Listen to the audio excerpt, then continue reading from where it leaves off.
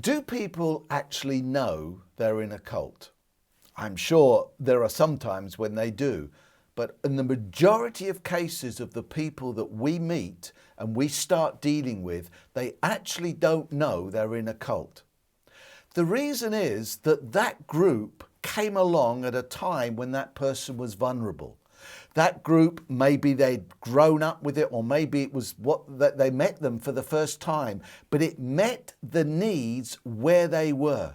The people were nice, the message seemed right, everything seemed to be good about it. And so there was no reason to believe that at that point they were in a cult. It's something that we call the esoteric donut. Now, a donut, of course, can come in all sorts of shapes and sizes, but this isn't a donut with the hole in the middle. This is the donut with the jam inside, that wonderful sugar coating around the donut. And if the jam is put in properly, you have no idea where it is until you bite it. And then, of course, it's all the way down your shirt front.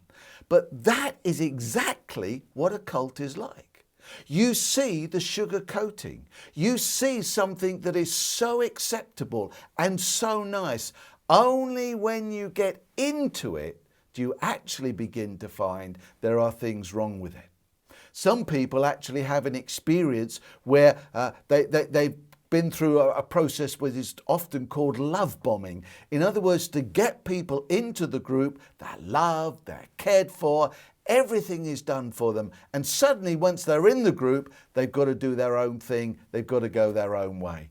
And so there are many reasons why people may not know they're in a cult.